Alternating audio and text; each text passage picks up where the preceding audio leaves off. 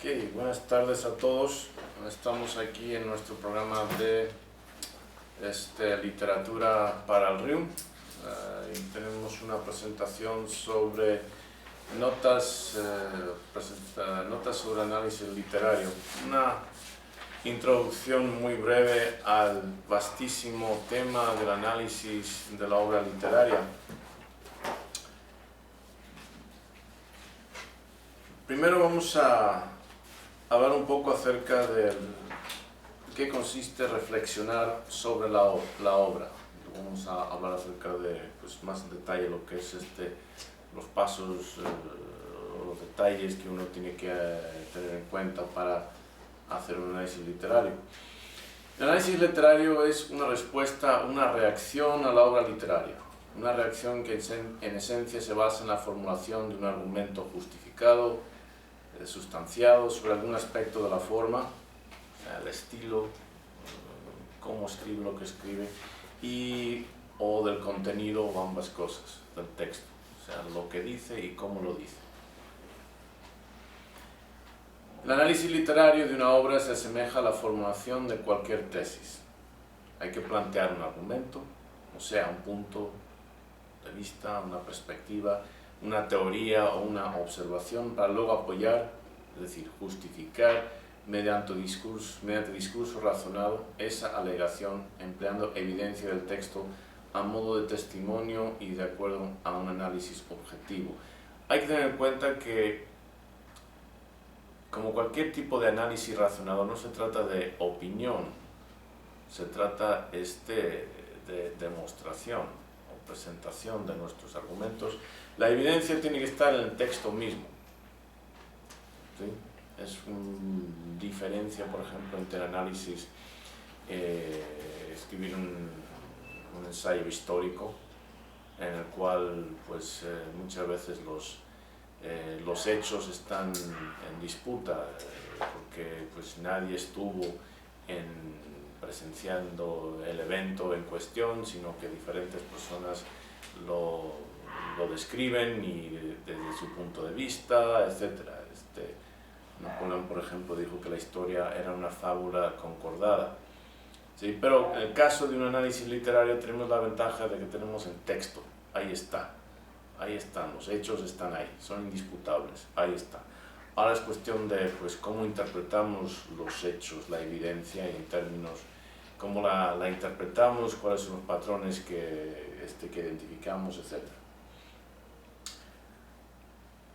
El propósito de esta reacción es el de persuadir a los lectores que tu trabajo de análisis e interpretación ha sido válida, correcta, razonable y lógica. La reacción, estamos hablando de la reacción que tiene el analista literario con respecto al texto. Tiene una reacción, pero no una reacción así de opinión, sino una reacción intelectual, o puede ser emocional, pero tiene que justificarla de una forma lógica. Entonces, el propósito de esa reacción es persuadir a los lectores, por una parte, que esa reacción, ese argumento está justificado, y por otra parte lo que queremos muchas veces es inspirar a los lectores a que lean la obra y profundicen más, como decir, mira, sí la habéis leído, pero aquí hay más de lo que habéis visto, o lo que creéis que habéis visto. Número 4.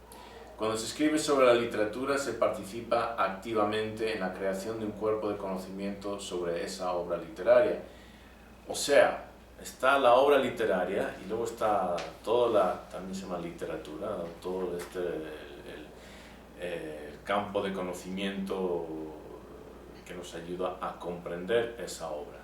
Está, por ejemplo, el Quijote, y luego hay bibliotecas que se pueden llenar de comentarios sobre el Quijote. Entonces, una de las grandes diferencias entre una obra verdaderamente literaria, literatura con L mayúscula, y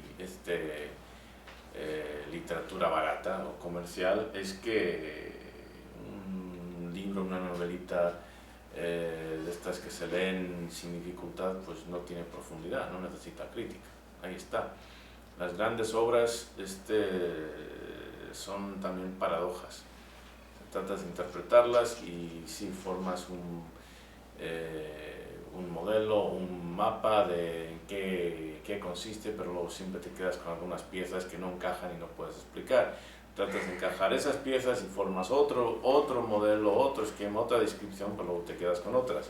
En eso sabemos que estamos con gran literatura con L mayúscula, cuando hay mucho más que entender que se puede lograr en una simple lectura.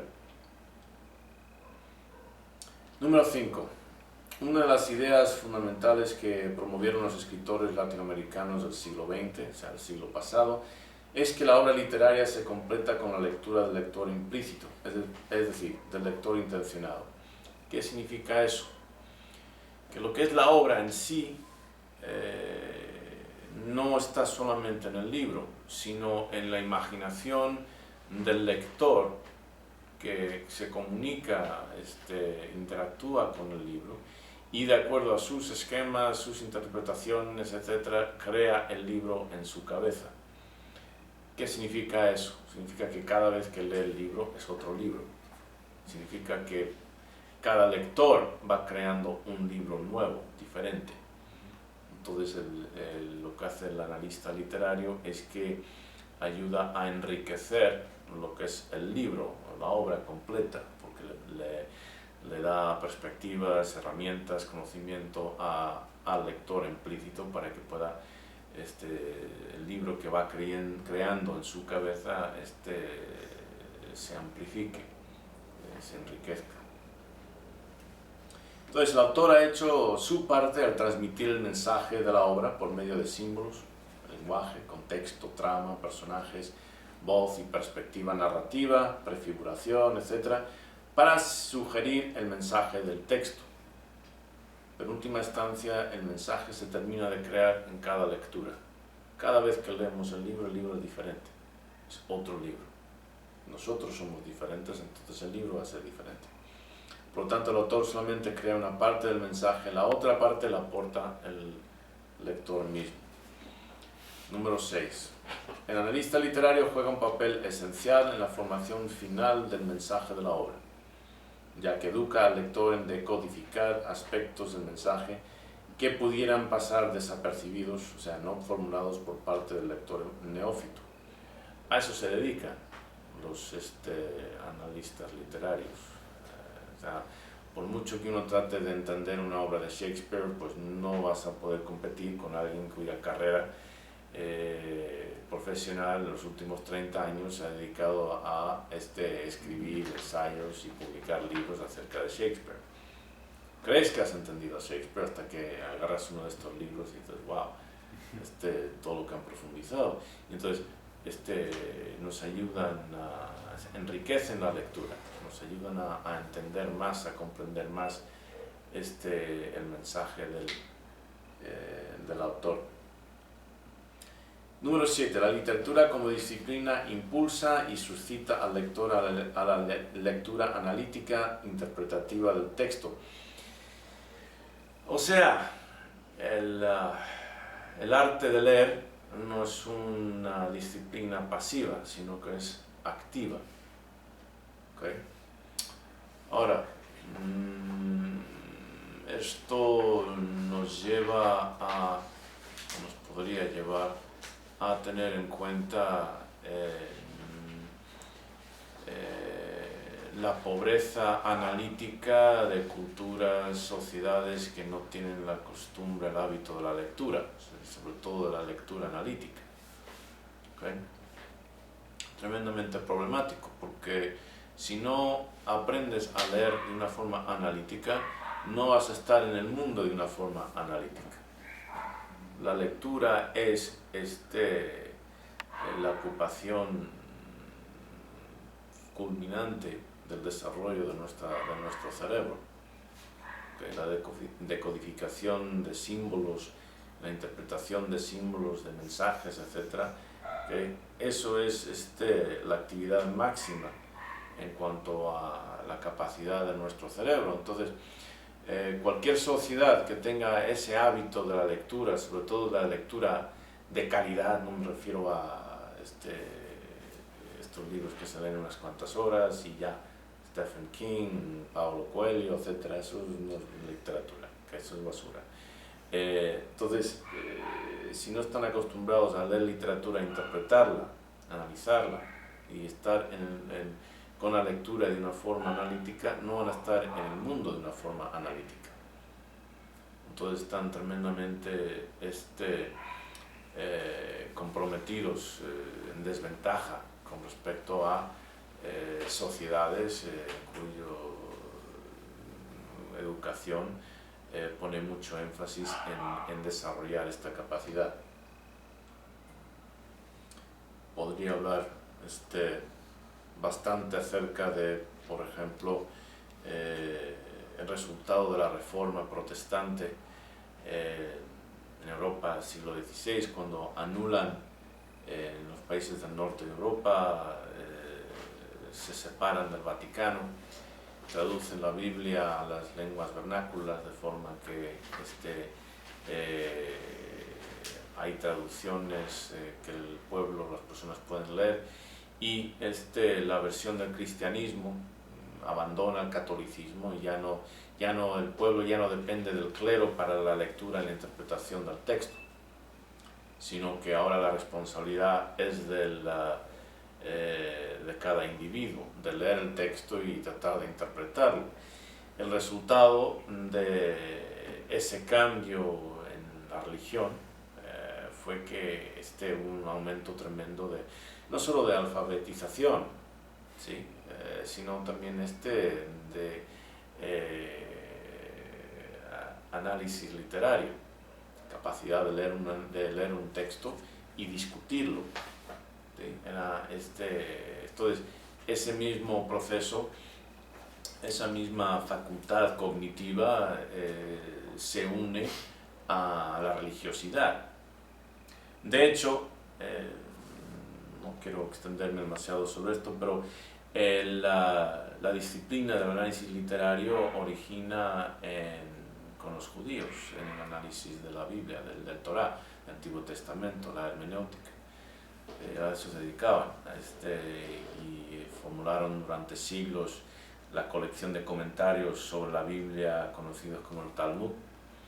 Entonces a eso una parte muy importante de la tradición religiosa judía es el comentario, la discusión, el análisis, etcétera, de pasajes de la Biblia. De ahí que no es de extrañar como resultado que los judíos hayan contribuido de una forma tan impresionante, desproporcional, a descubrimientos científicos, inventos, premios Nobel, etcétera. Pues es parte de la tradición cultural. Mientras que en el catolicismo, hasta hace poco relativamente, creo que fue en finales de los 60s o algo así, la misa estaba en latín, las personas pues ni leían la Biblia, simplemente se conformaban con lo que el clero les decía, o sea, los sacerdotes, cardenales, etcétera, les decía que era el contenido del libro, con eso se conformaban. Entonces estaban de una forma, es una cultura que existe de una forma totalmente pasiva ante la obra literaria más importante de su existencia, la Biblia. Me explico, muy diferente al protestante que también por tradición religiosa, cultural, tiene que leer la Biblia, comentarla, interpretarla, aunque su interpretación sea totalmente estúpida, pero eso es lo de menos. Por lo menos el ejercicio, el esfuerzo mental está ahí. ¿Okay? Podemos comenzar a entender por qué la tremenda disparidad socioeconómica, tecnológica entre países católicos y países protestantes, solamente en ese detalle del análisis literario, para que entendáis lo importante que es. Continuamos. ¿O ya he comentado esto? Ya no me acuerdo. No, iba a comentar esto. Entonces, el analista literario es un lector experto, el cual, al comunicar el resultado de su trabajo crítico, contribuye al acervo de conocimiento general sobre el significado, que incluye ambos la imaginación, pensamiento, efecto psicológico, y la emoción, sentimiento, efecto visceral de toda obra literaria. O sea, enriquece. Una persona que comienza a leer una obra, pues es como un bebé que empieza a dar sus primeros pasos.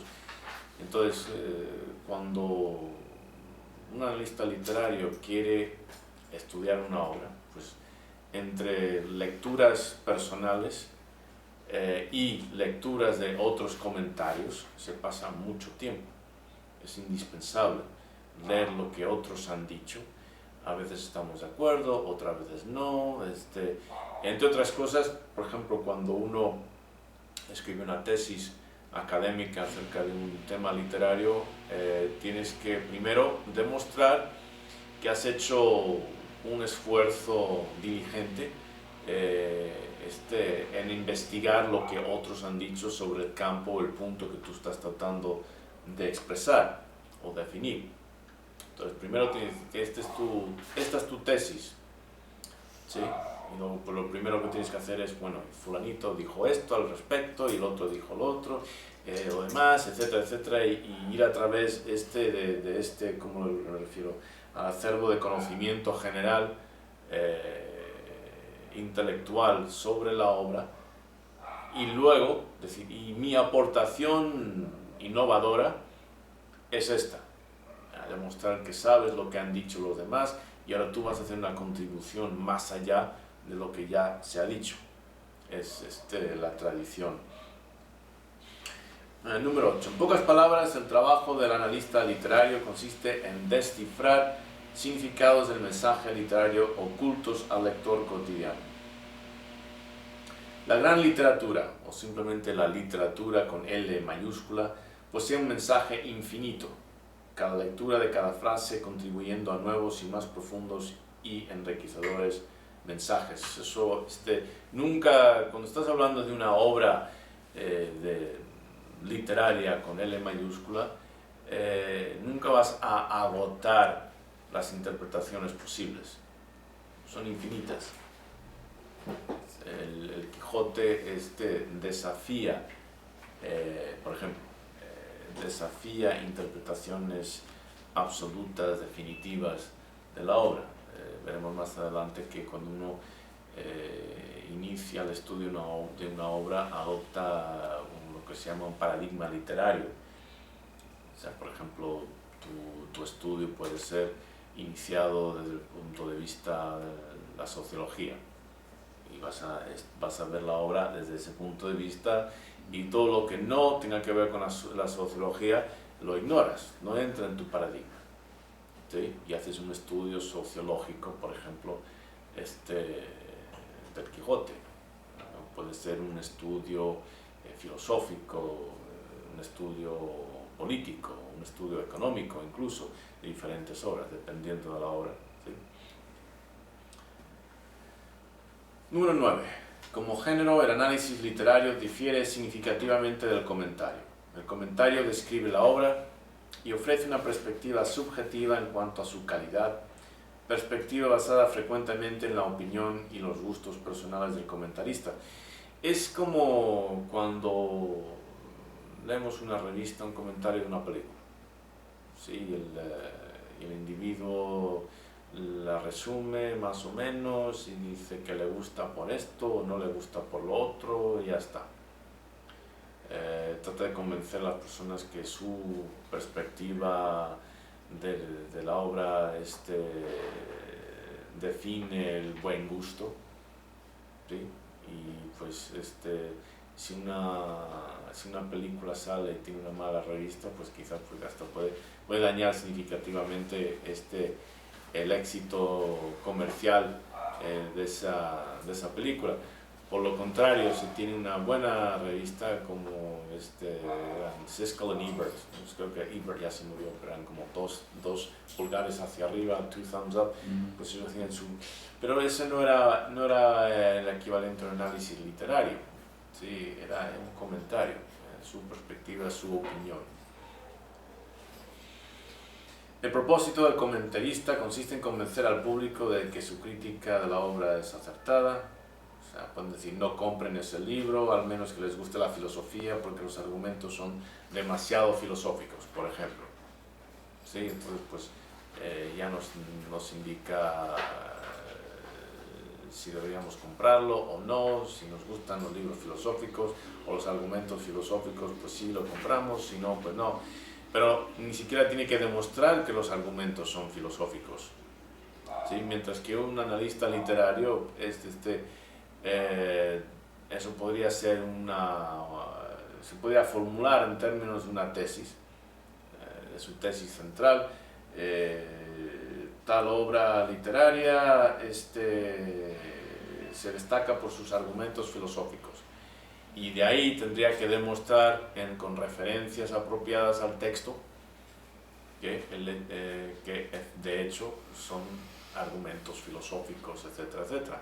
Mientras que el comentarista simplemente pues, puede decir lo que le dé la gana y le pagan por ello. Número 10.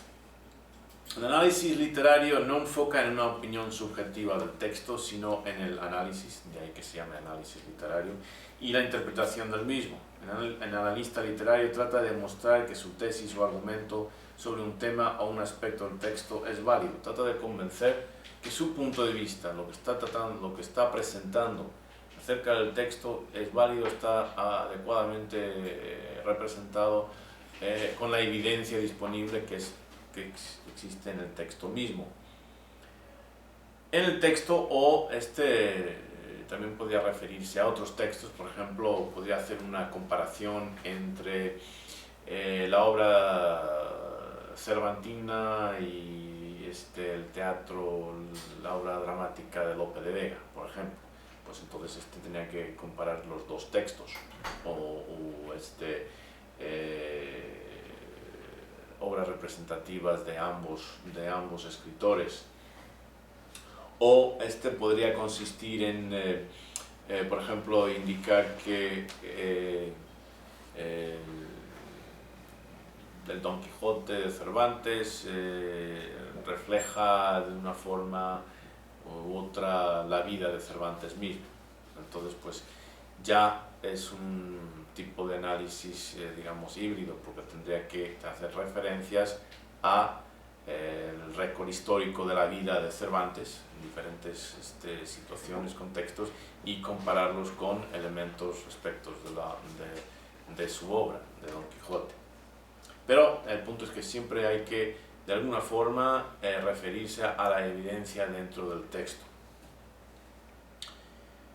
¿Por qué es importante la literatura y el análisis literario? De cierta forma, pues ya lo he mencionado, ¿no? Con el ejemplo de una indicación, con el ejemplo de el impacto de la Reforma protestante a raíz de las tesis de Martín Lutero, y cómo eso lleva a toda una población, todo un cambio radical, una reforma, en cómo se practicaba el cristianismo, creando una división entre el catolicismo, que ya no es católico porque ya no es universal, y facciones que se van abriendo dentro de lo que panorámicamente se llama el protestantismo. Estaba primero de denominación de Martín Lutero, luego de Calvino, y etcétera, y se van fraccionando. Pero el punto es que lo que inspira la Reforma protestante es precisamente un proceso de análisis literario de la obra bíblica, de lo que es la Biblia, mientras que el catolicismo se fomenta una aceptación pasiva del contenido basado en lo que nos cuentan el clero. Entonces, y número 1, porque la literatura consiste en una forma de vicariamente extender nuestra capacidad de experimentar la vida, que de otra forma sería imposible o impráctica. A través de la lectura de obras literarias podemos experimentar episodios de vidas, incluso situaciones, contextos que de otra forma nos sería imposible. Es una de las grandes maravillas de la literatura, enriquece tu vida.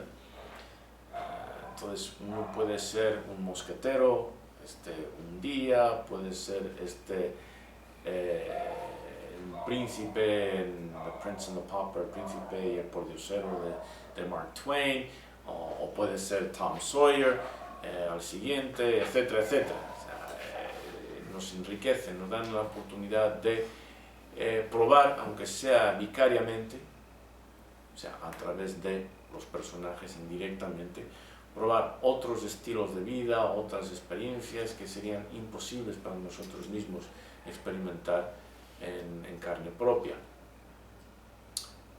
Don Quijote parte de ese principio, ¿verdad? Lee novelas de caballería hasta que decide que ya no quiere experimentar vicariamente más, sino que él quiere ser un caballero andante. ¿Sí? Sí. Entonces, la literatura nos ofrece una forma de extender nuestras vidas a diferentes experiencias vitales. Número 2. Las estrategias de comprensión y análisis de texto propio del análisis literario aplican a cualquier contexto y disciplina en el cual se precisa leer y comprender la lectura. Un texto legal, un tratado de filosofía, un libro de historia, un manual científico o incluso un filme. ¿Sí? Para aquellos familiarizados con mi programa extenso de cine con sabiduría, incluso un filme. Entonces, la estrategia de análisis literario, el identificar los factores, las piezas, digamos, las técnicas, cómo esas piezas se relacionan con el todo, o cómo el todo se manifiestan las piezas, todas esas estrategias de análisis sirven para cualquier tipo de comprensión de un texto. Da lo mismo texto. Si eres diestro en análisis literario, tu capacidad de comprensión de cualquier texto va a ser muy superior a la persona que no tiene el hábito de la lectura ni mucho menos de analizar lo que lee. Y como dije, eso también aplica a los filmes. Número 3. Para escribir bien sobre la literatura, uno debe poner suma atención en los detalles del texto, fijarse bien en la estructura del mismo, las palabras seleccionadas, el orden de la presentación, las motivaciones de los personajes, la intención del autor, los patrones lingüísticos y las técnicas literarias, muchas cosas. ¿Okay? Todo eso, cuando te acostumbras a ello, pues son habilidades que puedes aplicar en cualquier contexto de tu vida. Número 4. A pesar de que no se buscan técnicas literarias en un manual científico, sí se investiga la naturaleza de las relaciones entre las partes del sistema del que se compone un organismo, por ejemplo, y cómo los caminos metabólicos bioquímicos moderan, manifiestan o determinan esa relación. O sea, aunque algunas de las técnicas que aprendemos y aplicamos en análisis literario no apliquen, por ejemplo, en la biología, muchas otras sí. ¿Sí? Por ejemplo, cómo el organismo se relaciona con el ecosistema para el cual ha evolucionado y en el cual compite, se reproduce, vive y muere, es semejante a cómo el analista literario ubica la obra en particular dentro del resto de la producción del autor. O sea, que podemos pensar, la producción del autor es un ecosistema, toda la producción, todas las obras, libros, poesías, etcétera, que ha creado, es el ecosistema. Y cómo encaja una obra en particular dentro de eso, que ese ecosistema, eso es semejante a cómo un organismo individual encaja en el ecosistema biológico en el cual evolucionó. Los ejemplos son innumerables. Número 5. Si entendemos al texto literario como un sistema compuesto por diferentes partes interdependientes, esto es muy importante, las similitudes entre el análisis literario y el análisis de cualquier sistema resultan sorprendentes. Aprender a analizar textos literarios es una habilidad muy útil, además de entretenida. Entonces, cuando queremos entender un sistema, tenemos que identificar las partes y las relaciones entre las partes, cuál es el propósito del sistema, etc. Pues de una manera similar, cuando estamos haciendo un análisis literario, tenemos que identificar las partes, entender cuál es la función que desempeñan dentro del todo, entender cuáles son las relaciones de interdependencia entre las partes, cómo se relacionan, cómo interactúan las partes para formar el todo de la obra, que es el sistema. Número 6, otro ejemplo aquí, las capacidades de observación y de análisis que se desarrollan mediante la práctica de análisis literario nos sirven para cualquier situación de la vida real en la que hay personajes con sus motivaciones, tragedias, objetivos, impulsos, etc., diversos niveles de contextos, relaciones interdependientes y dependientes o hasta codependientes, diferentes perspectivas y puntos de vista, o sea, lo que es la vida real. De hecho, hace muchos años descubrí o llegué a la conclusión de que si de verdad quería entender la naturaleza humana, no tenía sentido preguntarle a un psicólogo, que habría que ir a uno de los grandes escritores. Eso sí que entendían la naturaleza humana, habiendo estudiado psicología y análisis literario, las dos.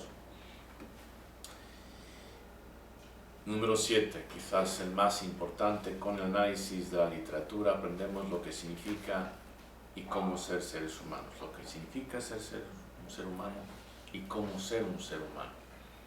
¿Okay? Tantas y tantas obras literarias nos dan ejemplos de cómo ser un ser humano, cómo se siente, cómo se está en el mundo, cuál es la relación con los diferentes sentimientos, emociones, pensamientos, etc. ¿Sí? Los grandes autores, como mencioné, son grandes observadores de la naturaleza humana y a través de sus obras tratan de comunicarnos su visión de esa naturaleza. Número 8, finalmente, a nivel ejecutivo, es decir, un ejecutivo en una empresa, la formulación de un argumento razonado y bien documentado es vital en cualquier disciplina o profesión, no importa a qué te dediques. Si estás en un nivel ejecutivo, vas a tener que expresar tu punto de vista de una forma escrita para convencer a otros que tu decisión en el asunto es la apropiada, de que es importante aplicar fondos u otros recursos al proyecto que tú estás proponiendo, etc. La expresión escrita es tremendamente importante. De hecho, como si se estudia la historia, hay que reconocer que el poder de la palabra escrita es lo que permite a las grandes empresas. O sea, entonces, que una cultura que no tiene la tradición de la escritura y la lectura no va a poder emprender grandes empresas, comparado con una cultura que sí está acostumbrado a leer y escribir y analizar lo que lee. ¿Por qué? Porque las instrucciones, para compartir instrucciones y de una forma que queden estandarizadas, que todos reciban las mismas instrucciones, las tienes que mandar por escrito. ¿Okay? No puedes estar comunicando verbalmente a todo el mundo. Claro, eso funciona si el grupo es pequeño. Si el grupo es pequeño, está bien, pero si lo que quieres hacer es organizar, por ejemplo, una campaña militar en 2 o 3 continentes, pues necesitas comunicaciones escritas para que todo el mundo sepa lo que le toca hacer. No vale decírselo, no sirve decírselo simplemente por palabra. Supongo que todos habéis jugado a eso, al teléfono roto, donde paséis una comunicación y empezáis con tortuga y salís con omelette, ¿okay? Por ejemplo. O sea, ese es el problema de la comunicación verbal, o sea, se va perdiendo el mensaje, mientras que si está escrito por lo menos tienes una referencia objetiva a lo que es el mensaje intencionado. Okay. Estrategias para la lectura de una obra literaria. una de las grandes diferencias entre la lectura de una obra comercial con la lectura de una obra literaria con L mayúscula es que su comprensión requiere de varias lecturas completas, cada lectura aportando otro nivel de comprensión para análisis eventual. Si tenéis la idea que para de verdad comprender un libro que valga la pena, o sea, no me refiero a lectura, libros así comerciales de detectives o ciencia ficción, no, me refiero a obras de arte. Vais a tener que leerlas muchas veces. Para hacer un comentario, dependiendo del nivel del comentario, pero no es infrecuente tener que leer un libro 6-7 veces completo. ¿Okay? Para, de verdad, porque cada vez levantas una capa más y más y más, profundizas más y más en tu comprensión del texto. Cada vez ves cosas que antes no veías, no te dabas cuenta, y ves conexiones y relaciones entre componentes que antes pues quedaban invisibles. Entonces, la primera lectura debe ser ligera, o sea, lo que quieres es simplemente más o menos que tus ojos vayan procesando las palabras hasta el final. Quieres tener una perspectiva panorámica, más o menos pues cómo empieza, dónde termina, quiénes son los personajes, etc. Una lectura rápida, ágil, ¿sí? sin atorarte demasiado en los detalles, ¿no? Quieres simplemente abordar lo que es la obra para tenerlo más o menos completa en vuestras cabezas.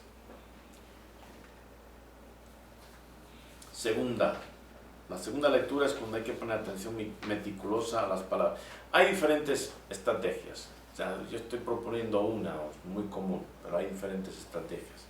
Aquí la segunda lectura, atención meticulosa a las palabras, particularmente a las palabras cuyo significado dudamos, que poner atención especial a palabras que tienen doble sentido, sobre todo en las poesías, que como son muy cortas, muy breves, pues cada palabra tiene que contar mucho más que en una novela.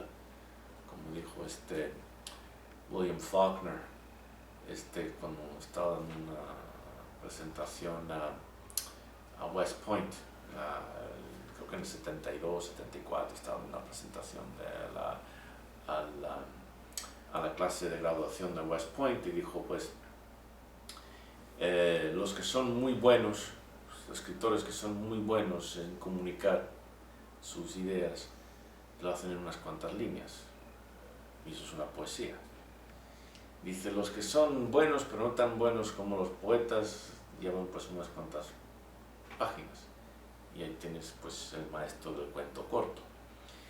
Y dice, luego estoy yo, y es medio sarcástico porque era un gran autor, estoy yo, que pues me trago y me atoro y eso, y pues requiero unas cuantas centenares de páginas y ahí tienes la novela, ¿no? O sea, medio en serio y medio en broma, pero esa es la idea, o sea, por eso la poesía también es mucho más difícil de descifrar. Hay poesía, me acuerdo cuando estudiaba todas estas cosas, poesía italiana, ¿cómo se llamaba? Un género de poesía muy cerrado, hermenéutico, no, hermético, poesía hermética, muy cerrada, y decodificarlo era todo un desafío, o sea, de diccionarios y luego tener que hacer referencia a cuándo estaba escrita la poesía, contexto histórico, incluso social específico, porque estaba escrita a propósito para que pudieras entender las palabras, pero no entender su significado, estaba todo oculto.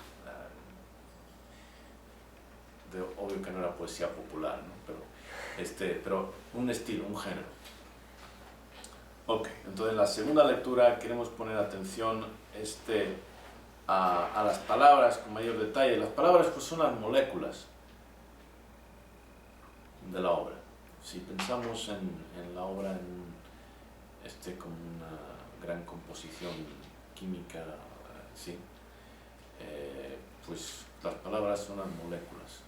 Pues tenemos que analizar lo que son las moléculas y cuál es su relación con las otras palabras, sobre todo las que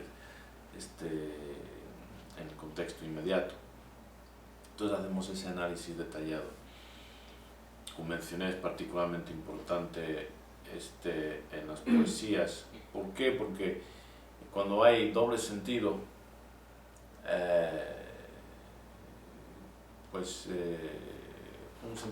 un sentido u otro va a dar un sentido u otro completamente diferente a la poesía, y muchos poetas juegan con las palabras a propósito. En la tercera lectura hay que hacer un análisis contextual, comenzando por el contexto cultural e histórico en el cual se crea la obra. ¿Cuál es la relación de la obra con ese contexto? O sea, no es lo mismo una obra, por ejemplo, Uncle Tom's Cabin, La cabaña del tío Tom, escrita en el siglo XIX, era como la obra cumbre de la literatura americana en ese siglo. ¿Por qué? Porque el tema tenía que ver con la esclavitud, y Harriet Beecher Stowe estaba tratando de escribir una novela que trajera a la conciencia del país los horrores de la esclavitud, concretamente su cuñada, que era una defensora contra la esclavitud, activista contra la esclavitud, muy apasionada. Le dijo: oye, si yo escribiera como tú, escribiría algo, una obra, haría algo al respecto, pero no puedo.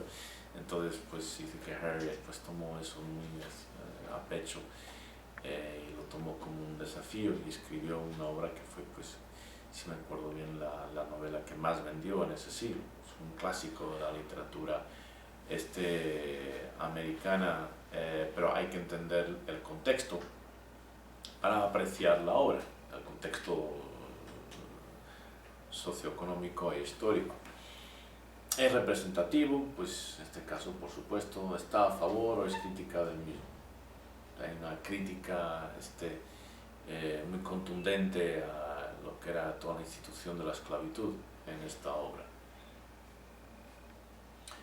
¿Cuál es el contexto socioeconómico de los personajes? Eso es parte de este análisis contextual. ¿Cuál es su etnicidad? ¿Cómo lo representa el autor? ¿Se muestran estereotipados o van en contra del estereotipo? Es tener en cuenta que la obra no existe, no se crea en un vacío. Va a ser o una representación del contexto cultural, social, económico, histórico, etc. O una reacción en contra, pero no se va a crear independiente o totalmente indiferente al contexto en el cual se escribe. 4. En las lecturas subsecuentes hay que comenzar a adentrarnos en el análisis de los diversos componentes del texto. ¿Okay? Y aquí hay una lista incompleta, pero ya os da unas herramientas. ¿Cuál es el objetivo de la obra? ¿Por qué la escribe el autor? ¿Qué quiere transmitir? Muy importante. Hay un mensaje, o sea, de todas esas palabras hay una idea que el autor, si es buena literatura, si es simplemente para distraer, vender, pues otra cosa, pero si es buena literatura, tiene una idea y quiere comunicar. ¿Cuál es esa idea?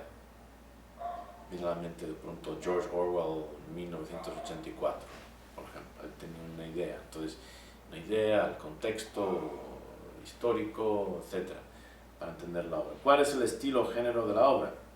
Ciencia ficción, novela histórica, etc. Hay que investigar las relaciones entre los personajes mismos, personajes dentro de la obra, y entre los personajes y sus medios ambientes. ¿Sí? ¿Entendéis? Cada personaje existe en un medio dentro de la obra, pues ¿cuál es su relación con ese medio? ¿Encaja? ¿No encaja? ¿Está combatiendo contra ese medio? ¿Es una representación voluntaria? ¿Coopera con el medio? Etcétera, forma parte del medio, todo eso. ¿Cómo se llevan entre sí? Personajes, el medio, etc. ¿Cómo emplea el autor el léxico para transmitir significado? Hay muchas formas de decir lo mismo, muchas palabras diferentes para decirlo. ¿Cuáles son las palabras que ha escogido? Emplea palabras muy rebuscadas, es un léxico muy sofisticado, o por lo contrario, usa palabras así muy cotidianas del vulgo. ¿Okay? Va a tener un efecto muy diferente. ¿Cuál es su intención? Habría que decir ahí también, si es que no lo dije antes, ¿quién es el lector implícito? ¿Para quién está escribiendo? ¿Para quién está escribiendo? Tristemente, la inmensa mayoría de los autores latinoamericanos, exitosos al menos, no escribían para el público latinoamericano. El lector implícito era el lector occidental educado, o sea, el europeo o el americano, no el latinoamericano. Claro, no leen. También hay que hacer un análisis de la perspectiva narrativa. Está narrada en primera persona. O sea, el narrador es el que está, un personaje que está describiendo lo que está sucediendo. O sea, yo hice esto, yo vi esto. En tercera persona, alguien de afuera, puede ser un narrador omnisciente de afuera que lo ve todo, o puede ser un personaje de adentro que lo está describiendo en tercera persona. Es narrador omnisciente, es confiable el narrador. Por ejemplo, Notas desde el subsuelo de Dostoyevsky, el personaje no es confiable. En un capítulo te dice una cosa y luego más adelante te dice, no, todo eso fue mentira, simplemente por fastidiar. ¿Okay? Dostoyevsky, un gran psicólogo de la literatura. Número 5. Se recomiendan dos cosas. Anotar el texto mismo, subrayando, tomando notas en los márgenes, puesto que estas ideas con sus respectivas referencias pueden ser muy útiles posteriormente al formular vuestro argumento. O sea, subrayáis o usáis un marcatextos y tenéis notas en los márgenes que luego más adelante, cuando queréis formular vuestra teoría o justificarla de alguna forma, ahí están vuestras ideas con referencias directas al texto.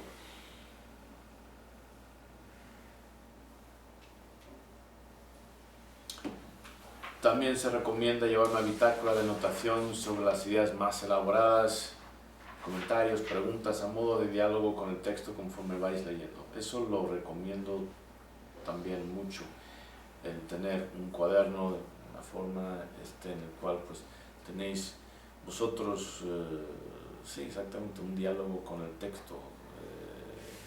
En tal página dice tal y podéis preguntar, ¿es cierto esto? No estoy de acuerdo, me parece muy bien, pero personalizar vuestra lectura, que es una lectura activa. Típicamente las personas que dicen, pues me distraigo cuando leo, es que es una lectura pasiva, no están leyendo, no están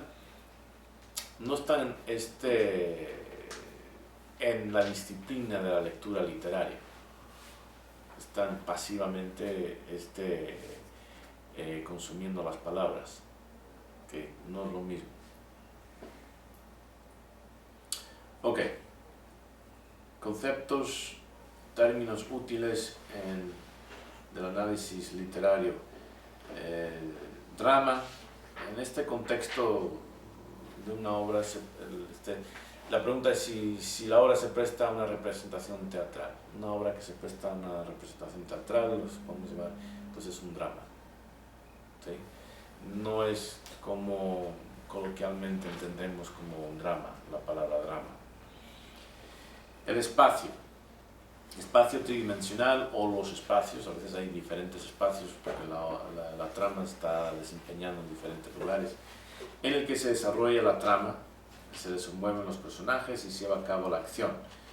Puede ser, por ejemplo, en una casa o en el salón, simplemente todo se pone en el salón, no puede ser en un barco, un submarino, en el desierto, en la jungla, etc. Lo que es el espacio. La estructura, la organización de los elementos de la historia para contar la trama.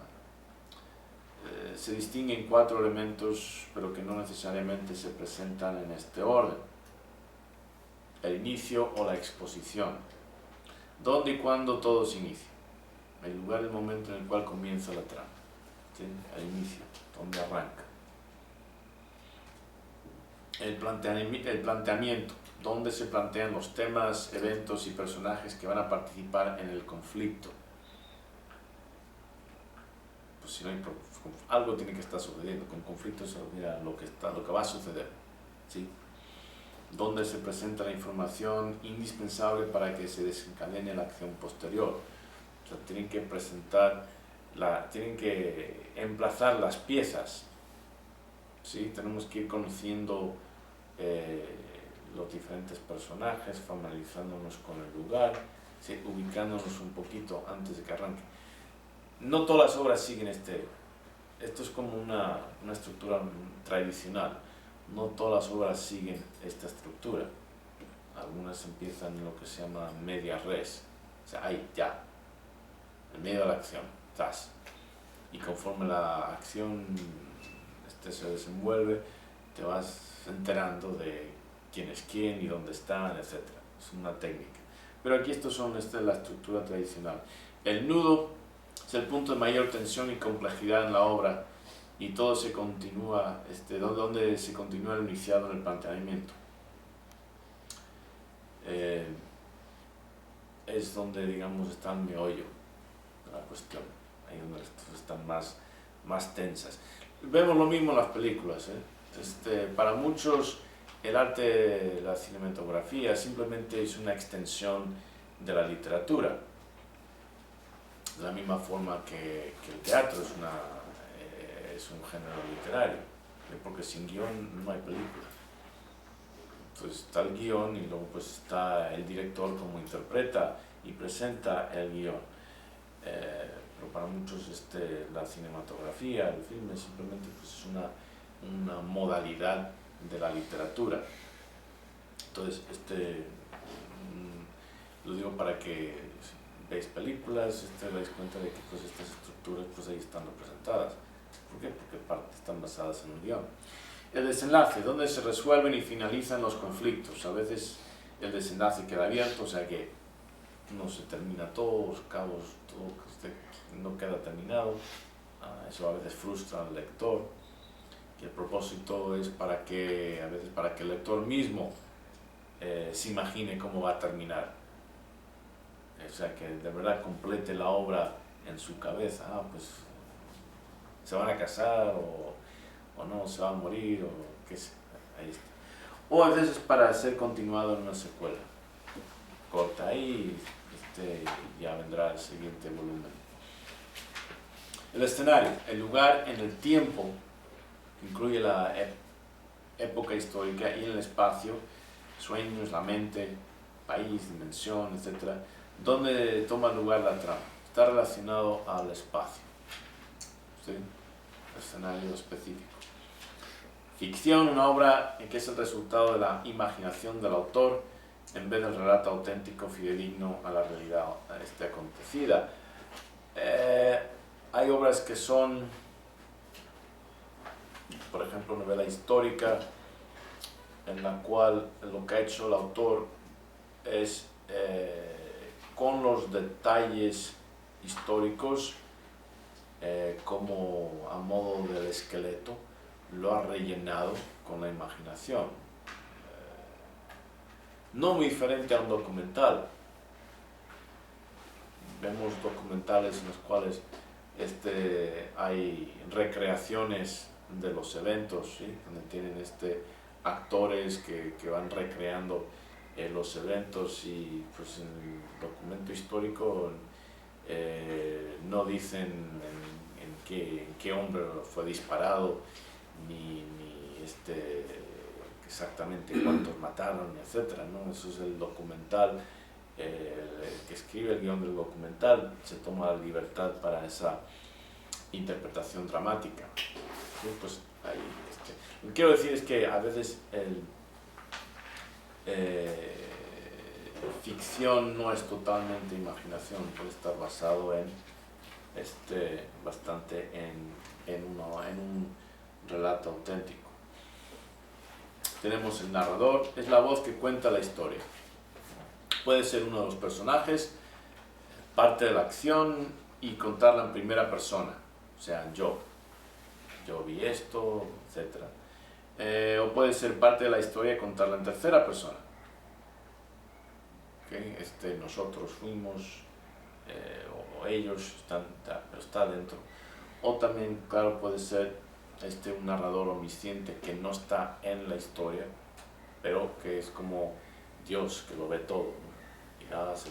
Y ahora está entrando en el cuarto y se sentaron y pensó esto, o sea, puede hasta meterse en la cabeza de los personajes, a ver lo que están pensando, cómo están sintiendo, etc. Entonces el análisis de la voz narrativa es importante a la hora de interpretar una obra literaria. ¿Por qué escoge el autor un narrador omnisciente? ¿O por qué escoge, por ejemplo, a ver, ¿dónde está aquí? Un narrador imperfecto, aquí, narrador omnisciente limitado? ¿Por qué escoge uno y no el otro? Por el efecto que quiere transmitir. ¿Sí? El efecto que quiere. Por ejemplo, obras escritas en primera persona son muy difíciles. Son muy difíciles, mucho más difíciles de agarrar al lector. ¿Por qué? Porque la perspectiva está mucho más limitada. Con un narrador omnisciente tienes mucho más trucos que con los que puedes jugar. Que puedes meterte en la cabeza de los diferentes personajes, puedes hablar acerca o describir sus emociones, sus dudas, etc. Pero si la obra está en primera persona, entonces está limitado a lo que ese individuo puede discernir y siente y piensa. Puede estar interpretando lo que otros creen que están pensando, pero muy limitado. Entonces, cuando te pones a escribir una obra, todas esas son cosas que tienes que decidir para el propósito de la obra. ¿Qué quieres? ¿Cuál es el efecto? ¿Qué es lo que quieres transmitir y cómo? La relación entre forma y fondo, entre lo que dices y lo que quieres decir, es fundamental en la obra literaria. O sea, para hacer una buena obra artística, uno tiene que ser un reflejo del otro. Lo que dices y cómo lo dices, lo que entiendes, lo que quieres comunicar y cómo lo comunicas, ¿okay? Ese es el primer paso a la hora de escribir una obra. Ya es diferente al análisis, pero a la hora de escribirlo tienes que decidir y poner mucha atención en la cuestión de la voz narrativa, porque eso es lo que va a guiar la imaginación del lector, la voz narrativa, más que otra cosa. Personajes. Un personaje es un ente que obra e interactúa. Puede ser humano, animal, insecto, planta, un dios, ángel, demonio, real o imaginario. Los personajes tienen aspectos morales y psicológicos que los hacen hasta cierta forma humanos.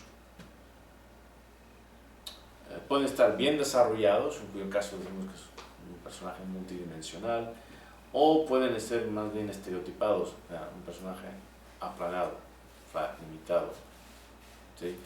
Y dependiendo de la función que desempeñe en la obra, pues te vas a esmerar más o menos en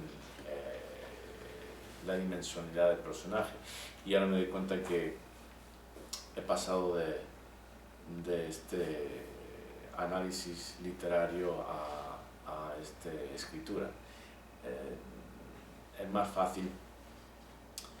más fácil analizar, por supuesto, una obra literaria cuando escribes, porque ya sabes lo que está haciendo el autor. aunque muchos críticos literarios, analistas literarios dirían todo lo contrario. ¿Por qué? Porque no pueden escribir, son incapaces. Pero por ahí hay un ensayo muy interesante de Edgar Allan Poe. ¿Conocéis a Edgar Allan Poe, el gran poeta americano que escribió, entre otras cosas, The Raven, El Grajo? Tremendo, algo perverso, se casó con su prima hermana de 14 años o algo así. 3. Y un borracho adicto al opio, ¿verdad? O a la morfina. Unos opios. Pero bueno, un brillante escritor, pero no tiene, en su ensayo no tiene nada bueno que decir acerca de los críticos, que no son poetas. Y para hacer una crítica en una poesía tienes que ser poeta, para sentir lo que está haciendo, entender desde adentro lo que está comunicando y cómo lo está haciendo el poeta. Pero bueno, personajes pueden ser principales o secundarios, o sea, pueden desempeñar una función fundamental o simplemente están ahí como excusa para que el personaje principal patee a alguien. Tiene que patear a alguien y pues tienes que poner un personaje ahí delante para que reciba la patada. Pueden ser protagonistas más importantes, los héroes por decirlo, o antagonistas. Importantes porque son los oponentes de los protagonistas, o sea, los villanos. Personificación, dando a animales, plantas o objetos inanimados capacidades o cualidades humanas. Eso se llama personificación. Cuando tienes a animales o plantas hablando o interactuando, o sea, eso se llama personificación. El presagio o presagiando. La palabra sagio, la etimología es de conocimiento, sabiduría, sagio, del sabio, sagio. El presagio consiste en el empleo de la acción, el diálogo, incluso del humor, para preparar al lector para algo que va a suceder más adelante en la obra de ficción o drama. Muy importante detectar el presagio. Cuando deja algo caer, uno de los personajes, o sea, alguien lo planta ahí, como planta una semilla, puede ser, la intención es de continuar esa acción en el futuro o incluso de explicar algo que sucedió anteriormente, pero explicarlo en el futuro. O sea, cuando veis el presagio, dicen, esto, ¿por qué lo ha dicho? ¿Por qué se ha molestado? Lo puso aquí para algo, ¿sí? Quizás en el futuro vamos a ver a qué se refiere eso. Y hay muchas formas de jugar con el presagio. A veces, pues, meter un segmento del texto que sale de una forma abrupta, boom, simplemente aparece, rompe con la cronología de la trama, rompe con ella y dices, bueno, ¿y esto de dónde? ¿Qué es esto? ¿Quién es este? ¿De dónde viene? ¿Okay? Pues ahí está el presagio, para que el lector ponga un marcador mental, se quede con, pues esto en el futuro se va a explicar, ¿sí? Y así estás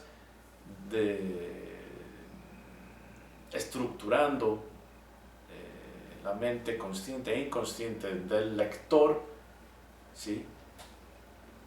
Para recibir tu texto. O sea, puedes manipular, deberías estar manipulando la mente del lector. Dijo, todos habéis oído de Treasure Island, ¿no? La isla del tesoro, Treasure Island. Robert Louis Stevenson dijo algo así como, lo importante es el efecto que causa la obra en el lector. Lo difícil es conseguir el efecto que quieres. Lo importante es que es un efecto, pero lo difícil es el efecto que tú quieres conseguir. Ahí es donde está la magia. Conviene considerar la técnica del presagio como pistas que un detective emplearía para analizar la escena de un crimen o resolver un misterio. El escritor deja pistas sobre lo que va a suceder en el futuro. El tiempo es el elemento de la narración que tiene en cuenta diversos factores de esta dimensión de la realidad.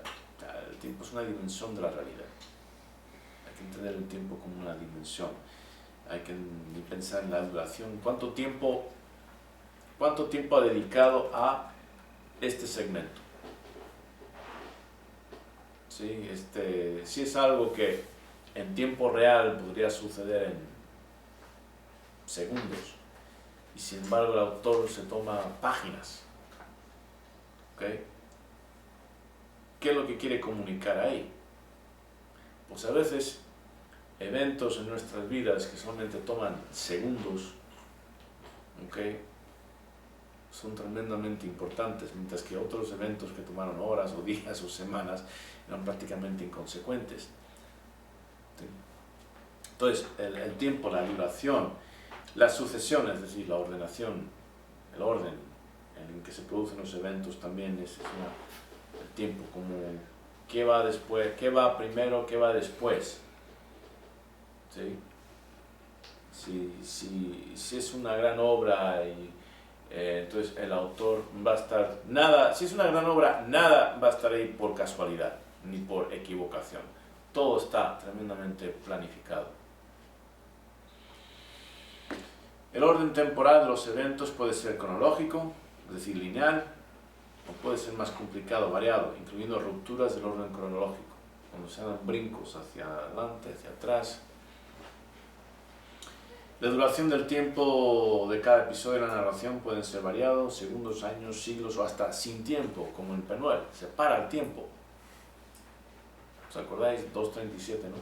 De la tarde. Ahí se para el tiempo. El tiempo no corre, ahí está. Y el mero hecho de que se pare el tiempo implica algo. Entonces, eso es un elemento muy importante en lo que está transmitiendo el autor. La trama es la historia o trayecto de la narración de la obra. Obras de ficción y dramas de teatro tienen trama, aunque a veces las poesías también cuentan algo. ¿Sí? Es la cualidad de la obra de narrar, contar o de alguna forma presentar una historia. Típicamente la trama sigue una estructura, como he mencionado antes. Simbolismo. El uso de un elemento de la narración para que represente otros en la mente del lector. O sea, las palabras de por sí son símbolos. Pues claro. Pero los escritores emplean el simbolismo para que una persona, un objeto, un evento pueda suscitar toda una gama de reacciones emocionales o intelectuales o ambas en la mente del lector. Por ejemplo,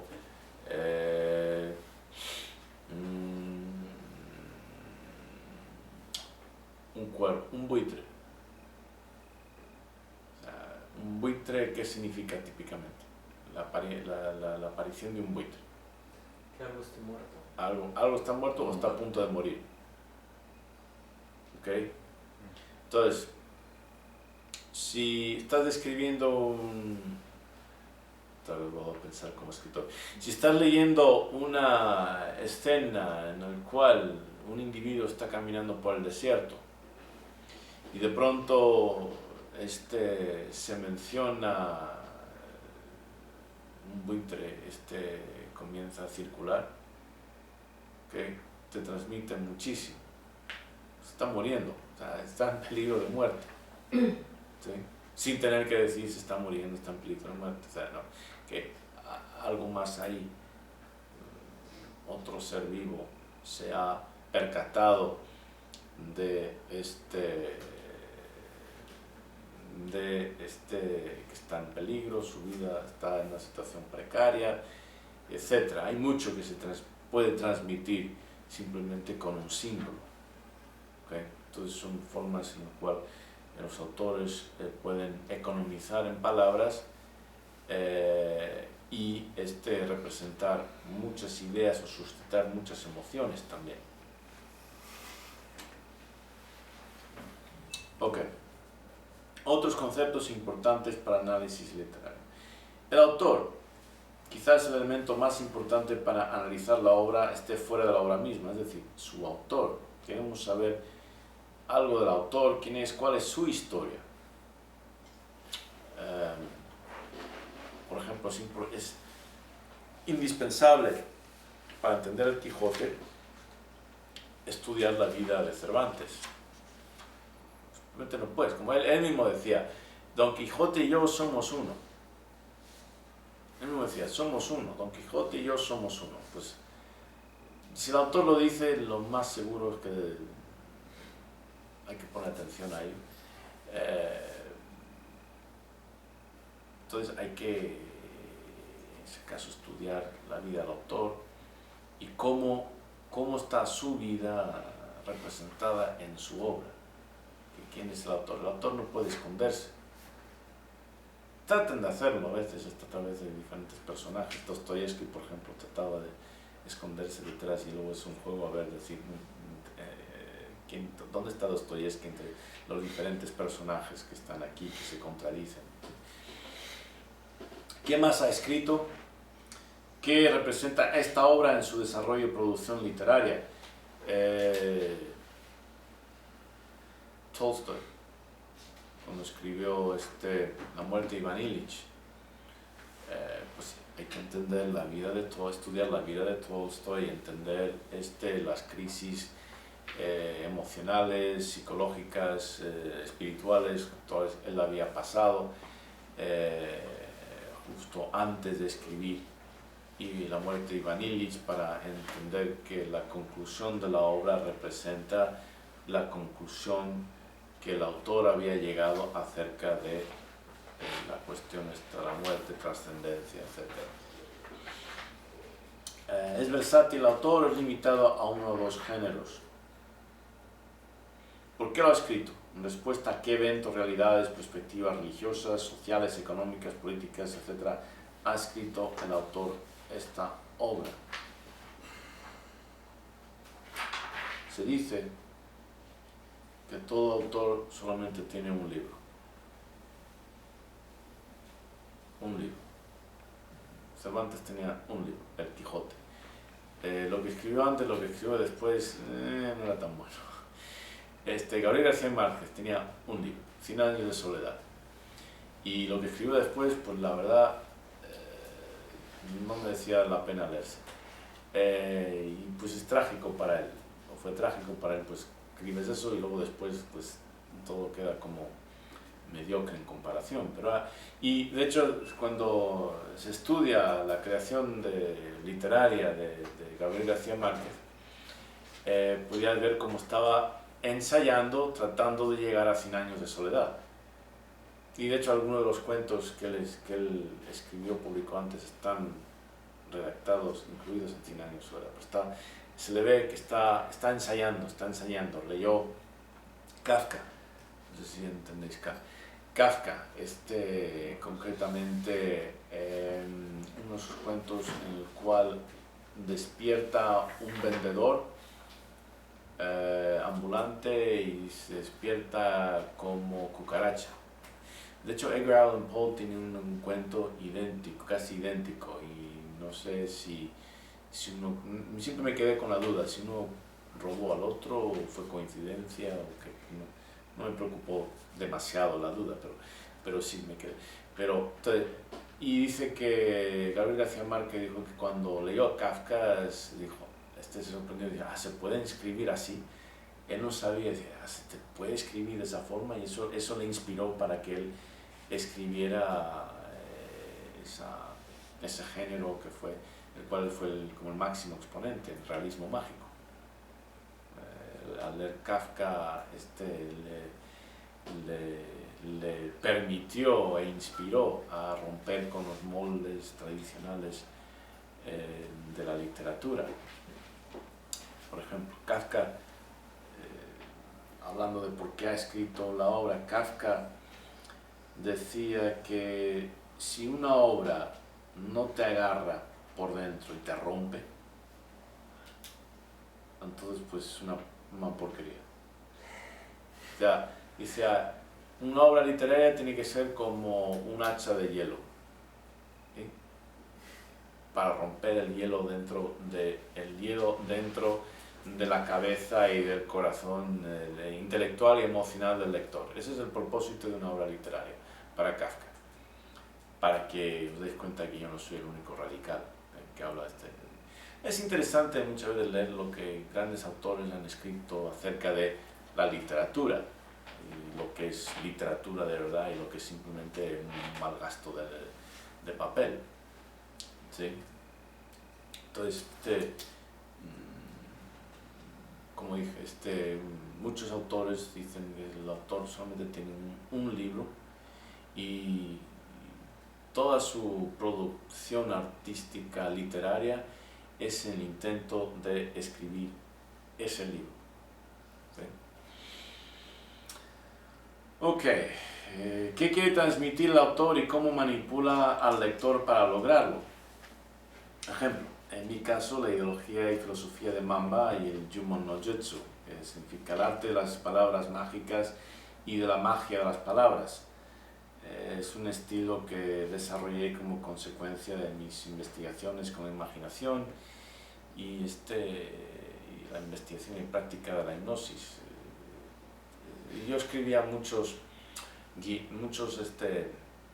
guiones para CDs de hipnosis, entonces tenía que escribir el guión y para luego leerlo y grabarlo, ¿no? para mis pacientes. Escribía muchos, entonces con eso pues fue toda una práctica del cuento, porque vas a escribir algo que va a durar como media hora, por ejemplo, y quieres lograr un efecto en particular en la cabeza de tu paciente, y es la manipulación de la imaginación. Entonces para mí fue mucha práctica en la manipulación de imágenes y de emociones para lograr un efecto deseado. Hay que entender el zeitgeist de los tiempos del autor y su cosmovisión personal y cultural. Zeitgeist, ¿alguien sabe lo que significa zeitgeist? ¿Tú sabes lo que significa? Zeitgeist es el espíritu de los tiempos, palabra alemana. Zeitgeist, el espíritu de los tiempos, palabra, si me acuerdo bien, la acuñó Hegel, creo, no estoy totalmente seguro, pero la idea es que la era en la cual vivimos tiene como una dinámica, una emoción, un sentimiento, una perspectiva, una mentalidad, un geist, un espíritu, ¿sí? Vibra. Sí, una vibra, o sea, todo. Entonces el zeitgeist, el espíritu del tiempo, ¿sí? Y eso es muy importante para entender el autor y su obra. Y la cosmovisión personal del autor es muy importante, y de la cultura en la cual está inmerso.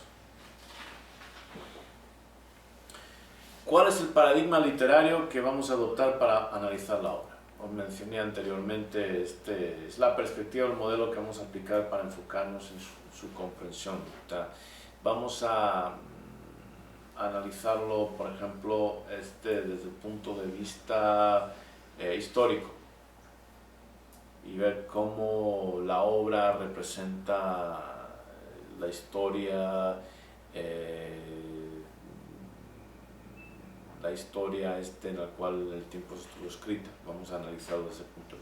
O puede ser un análisis sociológico, filosófico, psicológico, muchos tipos, pero adoptamos un paradigma, pues esta es la cuestión que estamos investigando, y por lo tanto esta es la evidencia que estamos aceptando, porque encaja en esta cuestión y nuestra conclusión va a estar de acuerdo a esa evidencia. términos científicos podríamos decir, pues vamos a estudiar un fenómeno desde el punto de vista de la física. No nos interesan interacciones químicas, para nada. Queremos simplemente las interacciones entre objetos, materia, punto de vista de la física. O el punto de vista de la biología, biológico. No nos interesa los elementos radiactivos, al menos que estemos mirando en cómo la radiación afecta a la biología. ¿Me explico? Entonces, típicamente se adopta lo que se llama un paradigma literario, una perspectiva, en el cual vamos a abordar a esa obra. Por ejemplo, mi interés al estudiar el Quijote es desde el punto de vista de la identidad.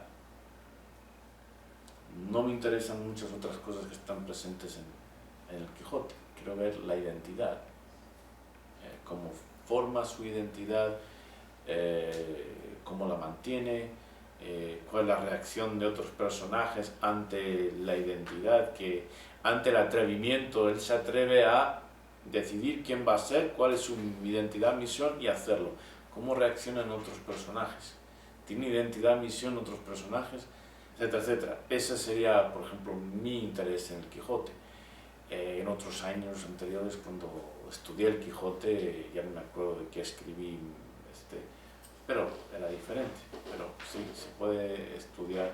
Sobre todo las grandes obras te van a dar muchas opciones, oportunidades para estudio, para formar un paradigma y analizarlo desde ese punto de vista. Hay personas que han estudiado el Quijote, por ejemplo, desde el punto de vista de la alienación de Marx. ¿Cómo exactamente? Pues no es lo mío estudiar una obra literaria, pero muchos analistas literarios fueron bastante influenciados por el marxismo, sobre todo en Latinoamérica. Espero que se hayan curado de ello con la caída de la Unión Soviética, pero algunos pues... Las ideas nunca perecen, solamente se mueren los que las sostienen. Ahí es como, las ideas se quedan ahí, simplemente pues se mueren los que tienen las ideas, entonces pues te libras de ellas, pero ahí quedan como una espora, ¿no? Hasta que alguien la agarra y otra, y ya estamos con esa idea, ¿no? Pero, okay. ¿Cuál es el género literario? Pues aquí una lista: realismo mágico. Me sorprende que no haya puesto yo realismo chamánico, que es un género que yo identifiqué. Ciencia ficción, novela fantástica, drama, o sea, teatral, tiene diálogo, novela histórica, romántica. Por novela romántica no nos referimos a novelas rosas, nos referimos a un tipo de novela que surge del romanticismo. El romanticismo fue una corriente ideológica durante y en contra de la Ilustración. La Ilustración, la época de las luces, donde todo es razón, ciencia, etc. Hubo un movimiento en contra de la Ilustración, en el cual, por ejemplo, la figura así más representativa va a ser Rousseau, ¿sí? Y la literatura romántica, no estamos hablando de novelas rosas, estamos hablando de figuras románticas, como por ejemplo Napoleón, es una figura romántica, el individuo que se alza contra la sociedad y triunfa. El romanticismo fue muy... el romanticismo se opone al uso de la razón, a las ciencias, y fue, no sorprendentemente, muy importante en España y en Latinoamérica. Es la novela autobiográfica o biográfica, etc. ¿Cuál es el género? Relación entre fondo y forma, mencioné anteriormente, es decir, entre el contenido y la forma en la cual se expresa ese contenido. Es lo más básico y típicamente donde más erran los estudiantes a la hora de escribir un análisis literario, un comentario sobre un texto, sobre un análisis. fallan en ese punto que es fundamental, entender, bueno, qué es lo que está transmitiendo o lo que quiere transmitir y por qué ha escogido este género para transmitirlo. ¿Okay? Anteriormente, acerca del autor, mencioné que es importante saber si es muy versátil o está muy limitado en cuanto a género. Si es muy versátil, tiene la capacidad de manifestar su mensaje o promover su mensaje con diferentes géneros literarios. ¿Okay? Digamos, tiene en su baúl de trucos, ¿okay? Tiene muchos más trucos, que no es lo mismo. Hay ideas que solamente se pueden desarrollar con una novela, porque lo que quieres es captar interacciones entre diferentes personajes, dimensiones, espacio, tiempo, o sea, pero hay ideas que se captan mucho mejor en una poesía, porque lo que quieres es como clavarle a alguien una lanza en el estómago, ¡paf! ¿Sí? Que sea puntiagudo y contundente el encuentro, que le choque, ¿sí? Entonces, dependiendo el género, tu dominio del género, de un género a otro, como autor, te va a limitar en cuanto a lo que puedes transmitir por esta relación tan importante entre fondo y forma. El efecto, ¿cómo manipula el autor al lector para ocasionar un efecto? Es el efecto deseado por parte del autor. De nuevo vuelvo a lo que dijo Robert Louis Stevenson acerca de, pues sí, lo más importante es el efecto, lo más difícil es conseguir el efecto que tú quieres. Eso es lo más difícil. En cuanto a analizar las obras, aquí vamos a ver bastantes obras. Vamos a tomar estas obras Omayok por parte de nuestro programa de literatura y también Penuel. Hemos hecho una primera pasada a Penuel. Penuel es un poco más complicado como obra porque tiene esa otra dimensión filosófica, o sea, es literatura filosófica, o sea, encima vamos a ver ese matrimonio entre fondo y forma en Penuel que lo hace pues tan particular, por no decir algo, que lo hace una obra tan particular. Sí, entonces vamos a aplicar estas herramientas. Esto es en breve. Típicamente si eres un estudiante de literatura, pasas años y años aprendiendo acerca de, pero estas son las herramientas fundamentales. Entonces, para analizar las obras que vamos a ver aquí, o sea, las mías, unas inicialmente, luego veremos otras, vamos a entender que hay que comprender a Mamba como paradigma de estrategia asistencial. Es fundamental, porque eso es lo que estoy transmitiendo en todas las obras, de muchas maneras diferentes aspectos, pero ahí está. Si no lo entiendes, es como tratar de ver el cielo sin telescopio. No va a funcionar, no lo vas a ver. Necesitas esos lentes para captar lo que se está transmitiendo. Una preguntita en fondo y forma en referente con Penuel, porque creo que Penuel puede aportar mucho para la distinción o la relación entre uno y otro. Estamos hablando de un libro que habla de algo del mundo mágico, ilusorio, vuelto en vida para entenderlo en un espacio de tiempo único. No transcurre el tiempo. Entonces, ¿cómo se podría aplicar fondo y forma en Penuel? En resumen muy básico. ¿Cómo es posible? Por ejemplo, ¿cómo es posible llevar a cabo algo sin tiempo? ¿Cómo es posible? Imaginación únicamente. O sea, no puede ser de una forma real. Entonces la forma. No puede ser de una forma real. No puede, es imposible. Entonces, al frenar el tiempo, a poner un alto al tiempo, ya abre otra dimensión que trasciende la realidad, pero que es lo más real. Pero trasciende, pero sin embargo le da vida a algo que supuestamente va transcurriendo en un espacio fijo de tiempo. Se discuten, los temas que se discuten son los más trascendentales para el ser humano. O sea, es lo más trascendental, pero trasciende la realidad del tiempo, o sea, la realidad nuestra que está limitada a tiempo y espacio.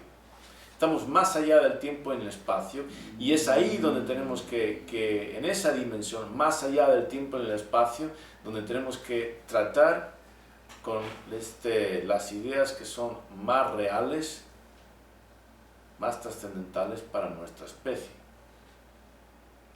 Porque las ideas que son más importantes para nuestra especie no son las del cotidiano de aquí y la ahora, ¿sí? Tienen que ver con la muerte, qué sucede después de la muerte, tiene que ver con Dios, estas cosas, o sea, ideas trascienden el tiempo y el espacio. Entonces, Penmuel es particular. Muy buena pregunta. Pero también, para entender de verdad Penmuel, hay que tener en cuenta en qué consiste el paradigma del Mamba. Porque si no, no vas a saber qué hacer con las piezas. Es como, te dan todas las piezas de un motor, pero si no sabes, si no tienes una idea del diseño del motor, ¿okay? Vas a ir ensamblando piezas y te van a sobrar. Pero no ¿y eso dónde va? No, tienes que tener una idea de el diseño del motor para saber, esto va con esto, esto va con esto, esto va con lo otro. De alguna forma uno podría decir, pues eso es hacer trampa.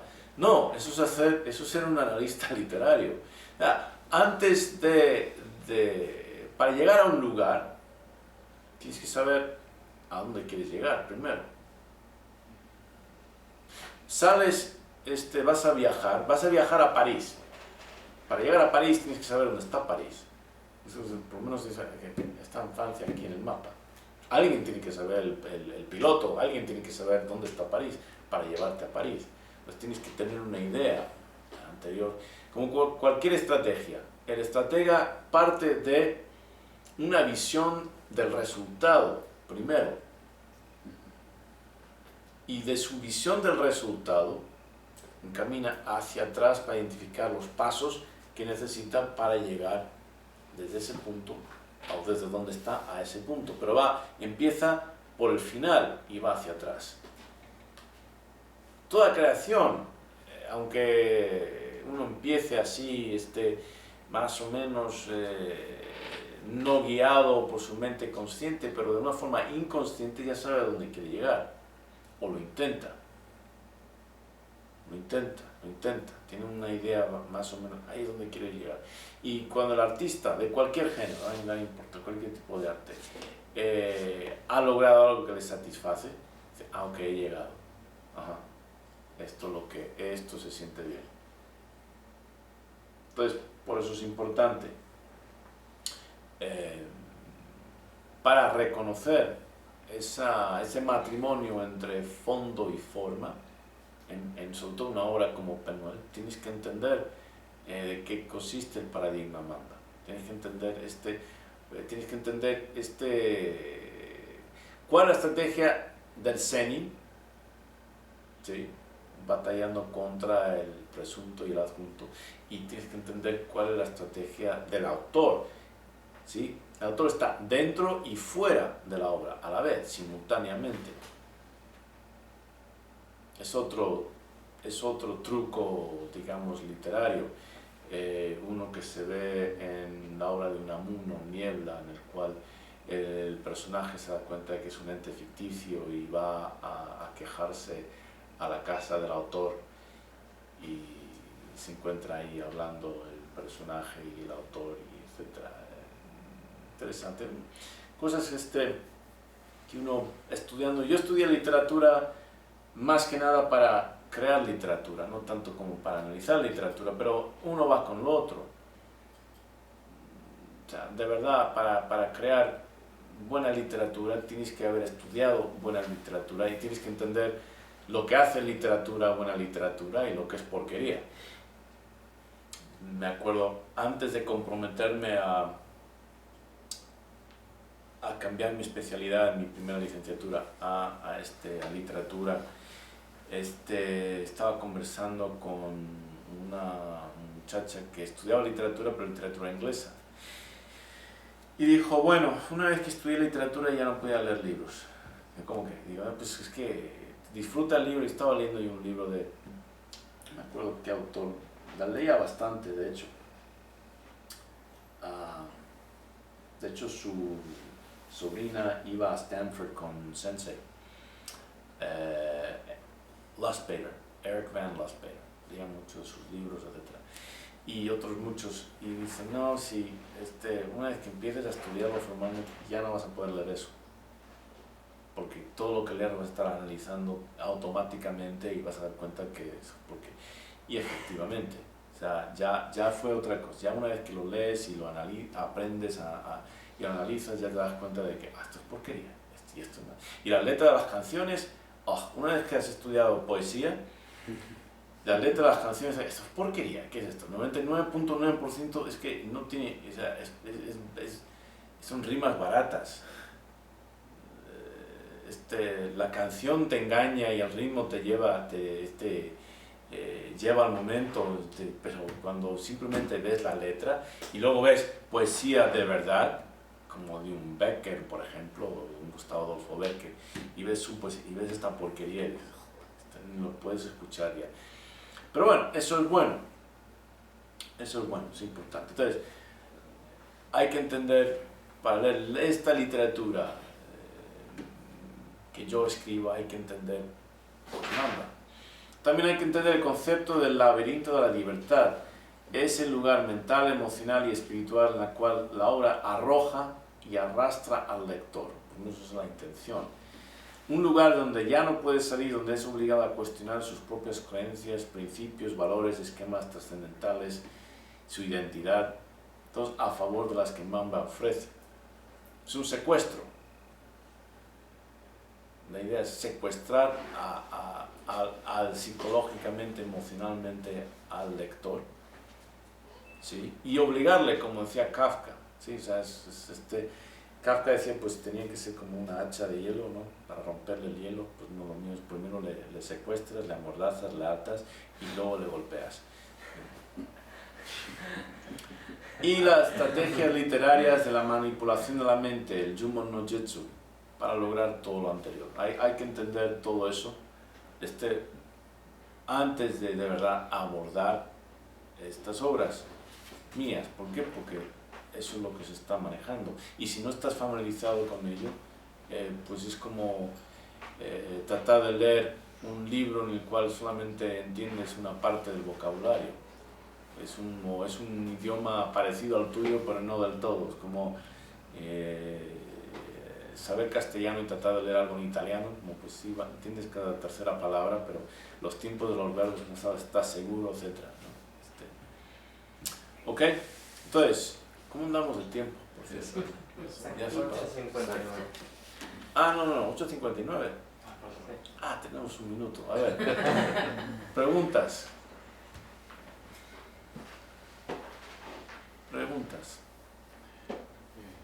Todo bien. Tenéis ahora herramientas, ¿no? Para comenzar a leer Omayok, para aquellos que lo van a leer por primera vez o para aquellos que ya lo han leído mucho mejor, leerlo de nuevo y ahora poder de verdad empezar a apreciar lo literario, el fondo y la forma, el contenido, sí, y la manera en la cual se presenta ese contenido, algo que nos va a servir también para, por supuesto, para P9. Entonces, pues esto nos sirve para ambos, ¿no? Actually,